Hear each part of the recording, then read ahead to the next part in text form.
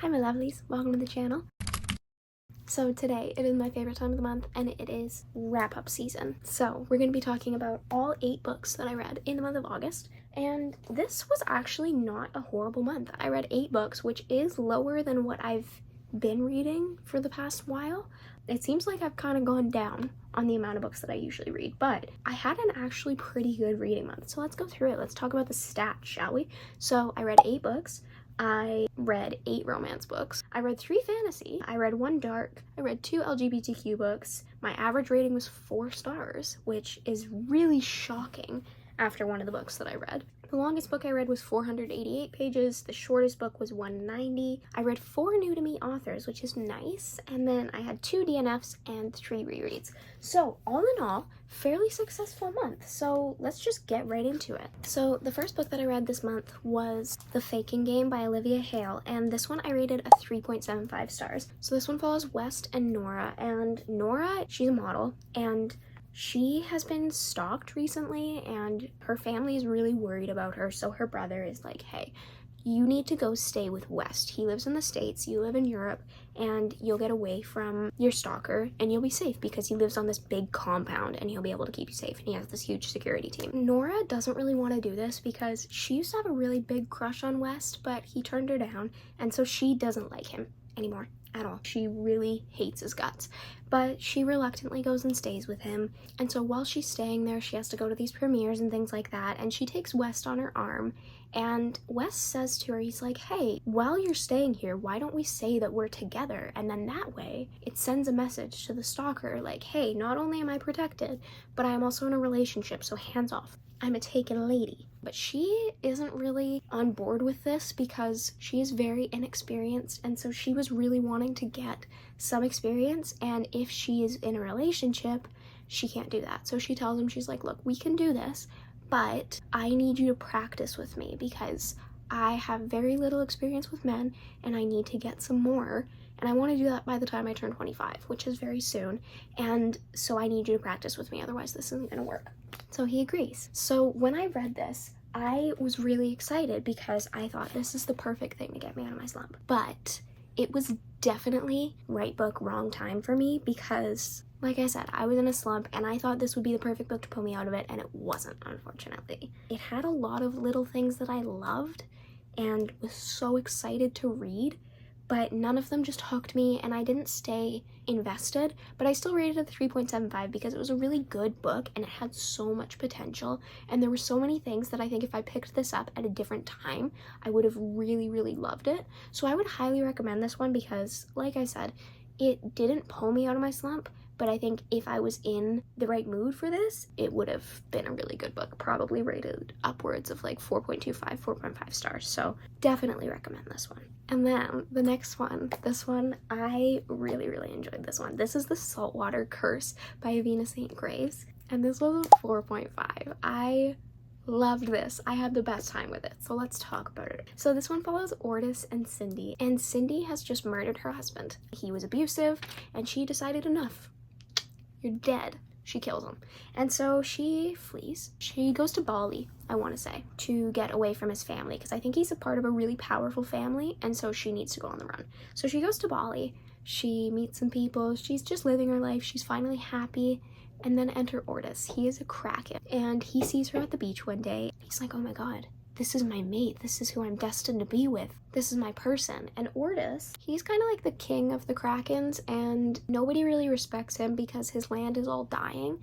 And so he heard a rumor, if you find your mate, that you can save the land. You can undo the curse that has been cast, that is killing all the Krakens and that is killing all the land. And he's like, holy crap, I have found my person, I found my woman, I'll have my queen finally. And so he stalks her, and then eventually she sees him and he's like, okay, well, you're my mate, so I need to take you with me. And so he kidnaps her and he brings her to his lair. It sounds bad, it sounds not super healthy, but this was so good. It was so good. It was exactly what I was needing, and it was so funny. It was so funny. I read this, I was laughing, I was highlighting shit non-stop. I was like this the entire time I was reading it. I was just having the best time. And then there's this side character, Vaz, and he's so cute. But this was so good. The only thing that I didn't love about this book is that in the middle, because obviously she was kidnapped and she was just in a super toxic relationship, she doesn't want to be held hostage again. So she lets him know real quick, like, I don't want to be here. I hate you. And so he steps away from her and he gives her space. And there's a huge chunk of the book where they don't really talk and where he's just like, woe is me. And she is like, why isn't he talking to me? And it drove me nuts. It drove me nuts. But the rest of it was so good because he was so clueless when it came to people. Think Ice Planet Barbarians, Duskwalker Brides level innocence and ignorance when it comes to humans, and it's just, oh, it was the cutest thing. It was so funny. He's so clueless and I love it so much.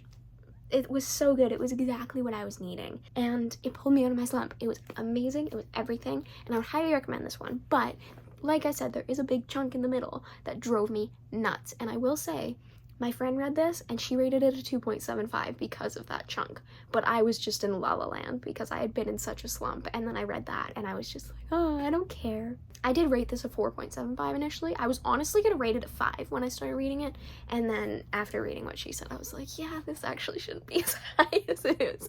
So I lowered it down as a 4.5 now, which honestly, I just loved this. I had the best time with it, so I would highly recommend it. And then the next one, okay. This was my worst book of the month. It threw me right back into my slump. It was terrible. And this was Taken by My Best Friend by Logan Chance. I was so excited about this one. I had just read a kidnapping romance, The Saltwater Curse, and I loved it. So I was like, let me keep it going. Let me read another kidnapping romance. And I found this one, and it was best friends to lovers kidnapping romance. So I was like, okay, this is the best thing that I'm ever gonna read. And I rated it 2 stars. So not that great. Not great at all. Needless to say, I was very disappointed by this one. So this one basically follows Rhiannon and Xavier, and Rhiannon she's really wealthy. I think her family is in the mafia somehow. So she lives in like a castle, basically. She's really, really wealthy, and her maid has this son named Xavier, and they become best friends, and they both really like each other. And we see them when they're kids, which I was loving, by the way. We see them when they're kids, we see them become friends, and then something happens, and Xavier leaves. I'm not gonna say what it is. But Xavier leaves, and he disappears for years. And now it's like 6 years later, I want to say, and Xavier comes back, and he's come back to kidnap Rhiannon to get revenge on her dad for doing something that Rhiannon doesn't know what he did. She's just like, oh my god, Xavier's back. You were my best friend. You disappeared, and now you're back. What are you doing here? He's like, I'm here to kidnap you. I was so excited about this, and I was also thinking to myself, I was like, okay, it's only 190 pages. This will be fine. This will be so easy to get through. I was miserable. I was miserable. Let me talk about this for a second. I had a horrible time with this. Like I said, it was 190 pages. Tell me why. This took me 3 days to get through, and it took me 3 hours to get through the last 20 pages because I was so bored out of my mind. Out of my mind. I was miserable reading this. I'm sorry. I really hope that somebody who loves this book, or the author, God forbid, is not here listening to this. I had a horrible time with this. It started off so strong. I was eating up what we were getting of the friendship. I loved it so much. I was having the best time, and I was like, holy shit, this is gonna be so good. This is like 4-star worthy. Friends to lovers. I thought it was progressing so well from the childhood to the feelings part, and then as soon as we got any feelings, it was just like flatline. There was nothing. This was just such a struggle. We got the feelings part. I didn't really feel it between them. I loved their friendship, and then I just didn't feel it when they started feeling things. And then it got to the point where he kidnapped her, and he was saying stuff like, oh, this will go so much easier if you cooperate, immediately after he kidnapped her. And I'm thinking to myself, why the fuck would she cooperate? You've just kidnapped her. You say that you hate her. You didn't speak to her for like 6-7 years, and then you kidnap her out of the blue. Don't give her any reason why. Just say like, oh, I need to get revenge on your father. For what? And you want her to cooperate. Why would she cooperate? You're not giving her any reason to cooperate. If you told her what happened, she would have cooperated. But you're leaving her completely in the dark.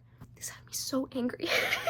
And also, the writing with just wasn't the best. It felt kind of clunky, and there were times where we would be in one place, and then we would jump to another place, but it was still the same scene, but we wouldn't say how we got there. Like, say they were driving one minute, and we never said that they got out of the car, but then they're in the kitchen. it was just so disorienting at times because I would be reading and I'd be like, oh, we're in the car, we're driving. Actually, no, wait, we're in the kitchen. How did we get there? I did not have a good time with this. The only thing that I felt when I finished this was relief and just joy that I was done.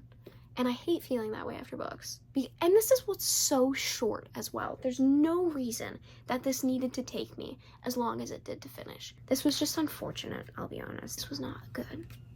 This was really not good. I'm sorry. I apologize. But yeah, I wouldn't really recommend this one. I wanted to love it so badly and I couldn't and didn't. I'm sorry if you did, but this was not for me. You know what? Maybe you'll love it. I hope you do. I didn't. So moving on. Let's move on to better things. So the next one is Blindside by Candy Steiner. This was a reread for me and I really like this book, and I also put out a fake dating Rex video. If you haven't watched that, you should. I'll put it here. I think it's here. I could be wrong. I'll put it up here. So I read this a while ago and I was talking about it in my fake dating video and I was like, holy shit, this sounds really good. Let me reread this. And I rated it 3.75 stars. Let me say this. I think when I read this for the first time, I think I rated it like a 4.25, 4.5, something like that. I rated it a lot higher and I really enjoyed this book and I still do. But again, I was in a slump from the last book that I read and also just lingering from before. And it was just right book, wrong time again. So let's talk about it, right? So this one follows Clay and Gianna, and this is book 2 in the Red Zone Rival series. These are all interconnected standalones. You can easily read these on their own. And the first time I read this book, I did. And then I went back and read the whole series again. So I think this is actually the third time I've read this book. But anyway, this one follows Clay and Gianna. Clay is a football player. He has been in a relationship for a really long time, and then out of nowhere, his girlfriend dumps him. And so he becomes miserable, and he becomes an asshole to Gianna. And Gianna, she is the team's PR person, so she coordinates the interviews and things like that. And Clay has started being really rude and really mean to the reporters, whereas before he was so nice, and now he's being an asshole. So Gianna goes up to him. She asks, I need you to sit down with me. We need to do media training again because you're being really, really rude. And so I need you to meet me tonight. They meet up, and while they're talking, Clay notices that Gianna can't stop looking at this guy, and he is playing guitar in the bar where they're meeting. And he's like, you got a thing for him, don't you? And she's like, no, I don't. Not at all. Where'd you get that idea? I don't like him. And so he's like, look, I hate to break it to you, but you are not going to get his attention the way that you're acting. Anytime he looks at you, you look away. You need to have a bit of confidence. You need to show him what he's missing, kind of thing. So you and I, we should fake date because A, it'll help me because I'll get Malia's attention again. Malia's his ex, and I'll help you get Buddy's attention because if you're on my arm, he'll notice you and I'll help you gain some confidence and I'll just help you get his attention. I make him fall for you.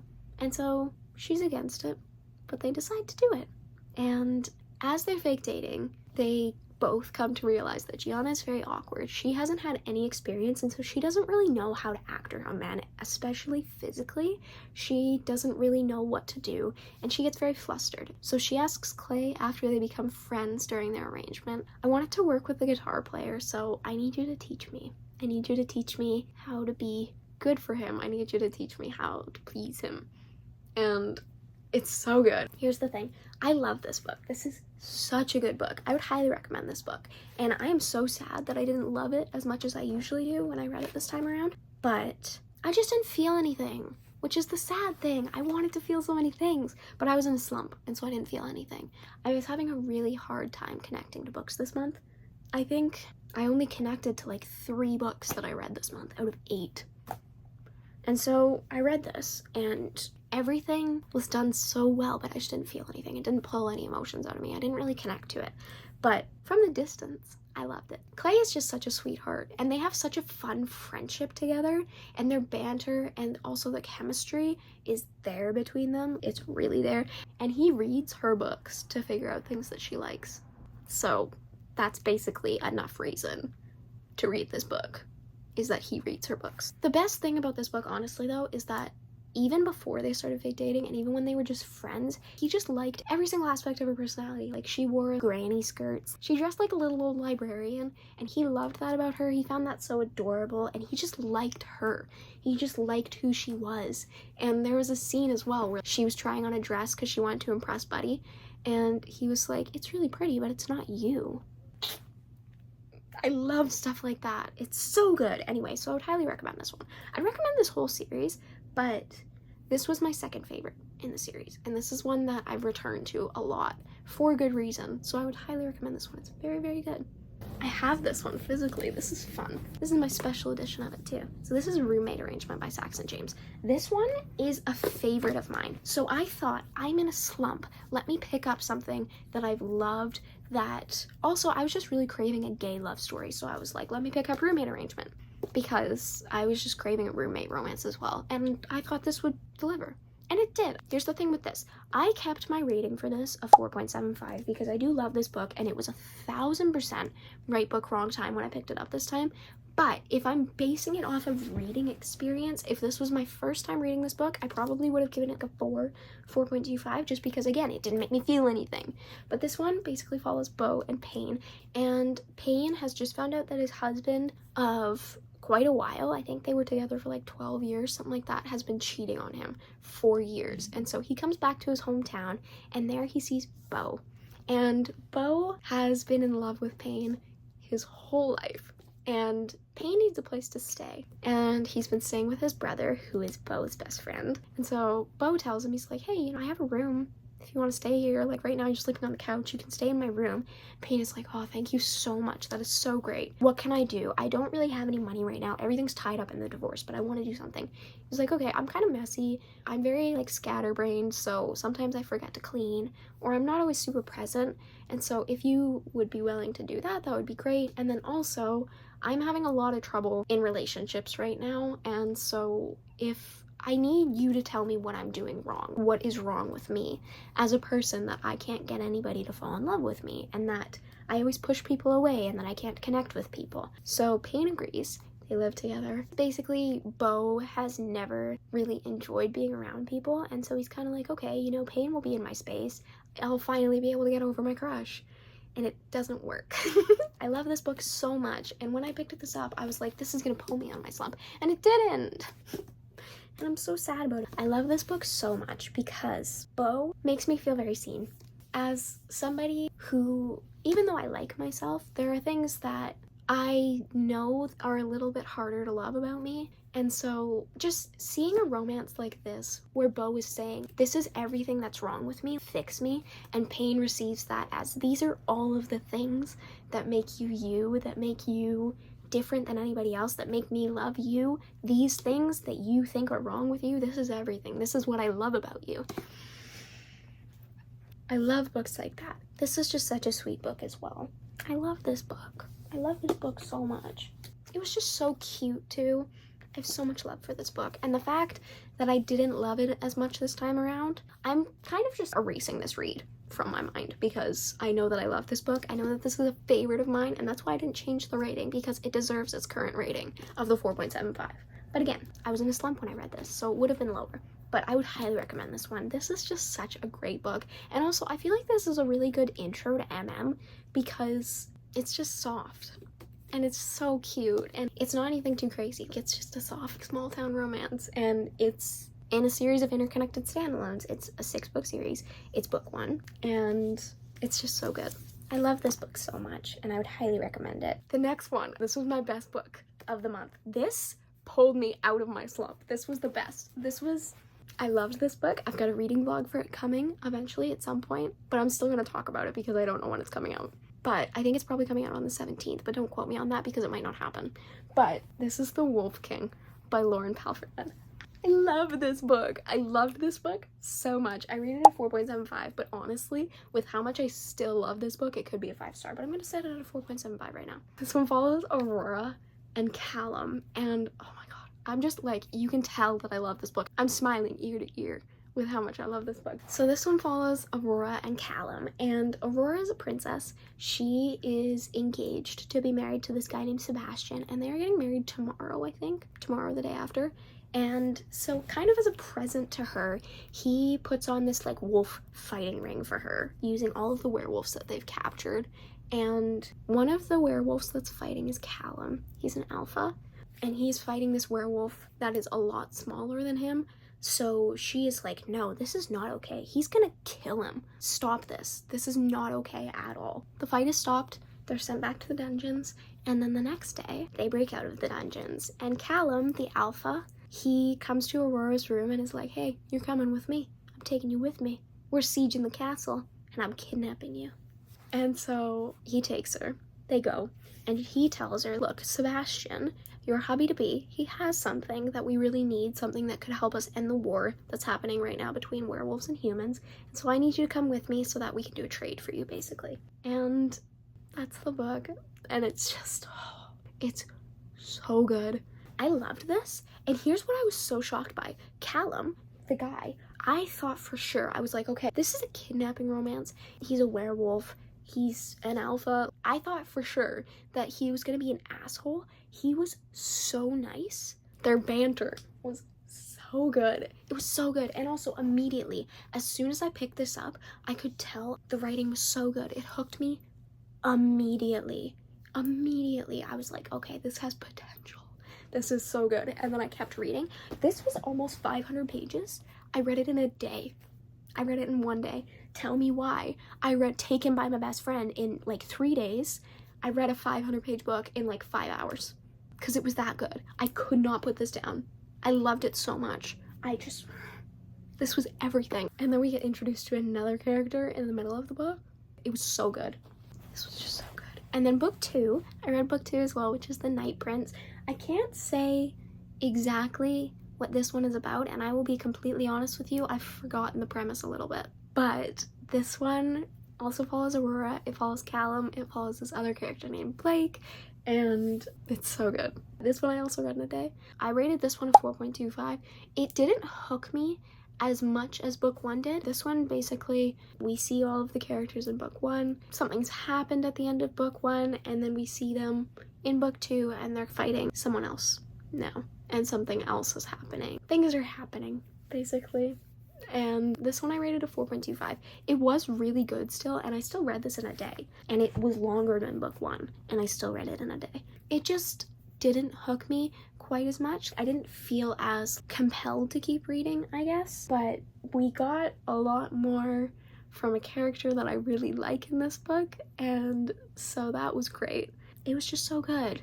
I love Aurora, I love Callum, I love Blake. This is such a good series. And this was one that after I finished it, I was sitting there and I was like, I could have read 15 more of these. I could have just kept going. This could have been 1,000 pages long and it wouldn't have felt like enough.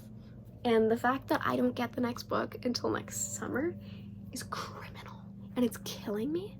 But this was so good and I would recommend this so much. And also, I feel like it didn't end on such a crazy cliffhanger that you couldn't read it right now. I think you'd be fine to read it now.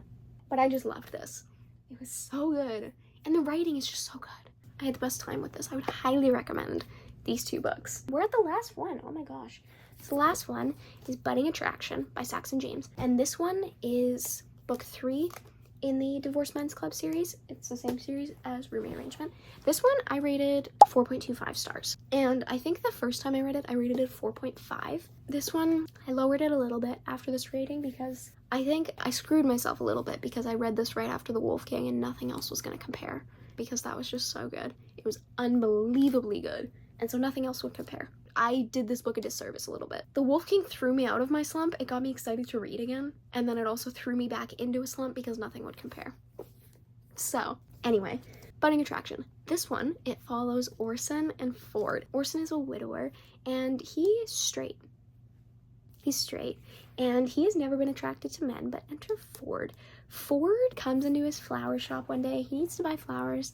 And they have this banter and this tension between them. And Orson's like, this is really weird. I've never felt this with a man before. Like, I've only ever felt tension and chemistry with women, but I feel it with Ford. So I don't really know what's going on, but I want to get to know this person. I feel like we could become really good friends, and so I'm just kind of going to go with it. And then Orson finds a reason to go back and see Ford, and then he's like, oh, as a thank you for helping me out earlier, let me take you out to dinner as friends. And they have a very flirty banter, and it's just really cute. So they just become friends, and then eventually Orson is like, you know what, I cannot get you out of my head, and I feel really safe with you, and I feel this chemistry, and I feel this pull towards you, and I want to just be around you, and I want to date you, basically, even though he he thinks he's straight. He's like, I cannot get you out of my head. You're just awakening something in me. And then at the same time, Ford has a huge crush on Orson. And it's just so cute. We just see them become friends, and then we see them start to trust each other and start to feel comfortable around each other. And it's just everything. It is so, so good. It's so sweet. And also Ford is just so patient and so kind with Orson, and he's really scared because he has a really big crush on him. And he's like, I don't know if this is just an experiment to him, but if I can spend time with him and if I can just be around him, it's worth it. I would risk my heart and risk being an experiment if it means I just get to be around you. Oh, it was so good. I love this book, but like pretty much everything else, I just didn't emotionally connect to it, is the only thing. But I have no complaints about this book. I love it very much. I read it in a day. I loved every single second of it, but I think because I just read The Wolf King, everything else kind of paled in comparison, and nothing was quite as good as The Wolf King. I feel like hollow now because there's none left and I just want to be back there. But this was really good. I really love this book. I would highly recommend this whole series, except book 5. I don't like book 5, but maybe you will. I shouldn't say that, that's terrible. I would highly recommend this whole series. I haven't finished it. I have one book left, but I really love this series. I think it's done really well. These two are my favorite ones, and they're just so good. And it's just basically like people who didn't think they would ever get love again, and they're finding that in each other, and it's so good. It's so good. It's so good. So please read this one. Even though it didn't hook me as much as it did the first time I read it, it's just still so good. And I love this book. And I love this couple, so please read it. It's very good. So that is all the books that I read in August. I wouldn't say this was my most successful reading month because I was in a slump for a majority of it. But I read The Wolf King, so I'm calling it a success. And I read The Saltwater Curse, so again, I had a few standout books and I just loved them so much. So I can't say that it was a bad month because I discovered those. So anyway, all in all, it was a mixed month. I had some good, I had some bad, taken by my best friend. But yeah, all in all, I was gonna say I can't complain, but I will complain. I was in a slump for a majority of the month. It was miserable. I didn't want to read, but I found some really good books. So I hope you read them. I hope you love them. So thank you so much for watching. I hope that I've recommended something here that you've gotten excited to read, or maybe you've heard about any of these books and it's encouraged you to read them. I hope you enjoyed. Thank you so much for staying till the end if you have, and I hope you have a lovely rest of your day, my lovelies.